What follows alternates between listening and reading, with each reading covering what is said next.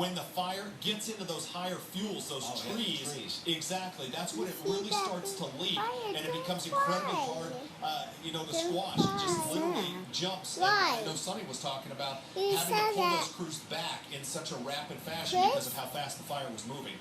And those were crews who were inside neighborhoods and were there specifically to protect the buildings and the homes, and they had to leave because the fire was jumping, and each time they did, it sounds like homes were lost. And in fact, the note we got from the Flying W Ranch, they must have visual evidence that several houses in Mountain Shadows near the Flying W Ranch have in fact been lost.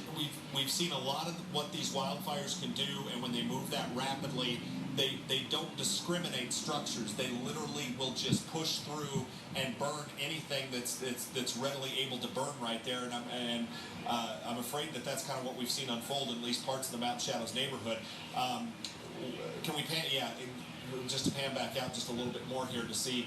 Can we go back maybe a little bit to the left there, Lori, and see just kind of if they're.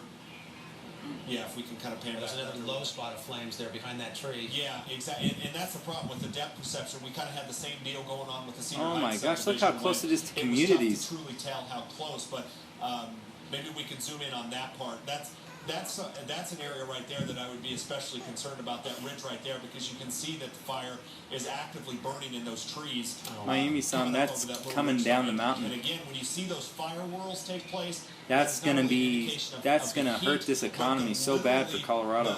The micro scale weather that's going on right Sad there. to see a state you live in to just, there's nothing you can do, you just sit and watch. The complexity of what happens with a fire like this when it's I mean, these are areas of town we know. We want to keep watching this, Brian, because it's fascinating, it's discouraging, it's heartbreaking, and yet it's something you cannot turn away from. So we're going to keep that picture up while I just mention this very briefly. You know, this community is bordered on almost every edge by military facilities and military personnel. We just got word from Fort Carson. They're now opening shelters on post for the personnel from the Air Force Academy who had to evacuate as part of this latest round of mandatory evacuations. So we now know that the United States military located and stationed in our area I'm going to upload these videos. taking care of its own and helping out. They are. They say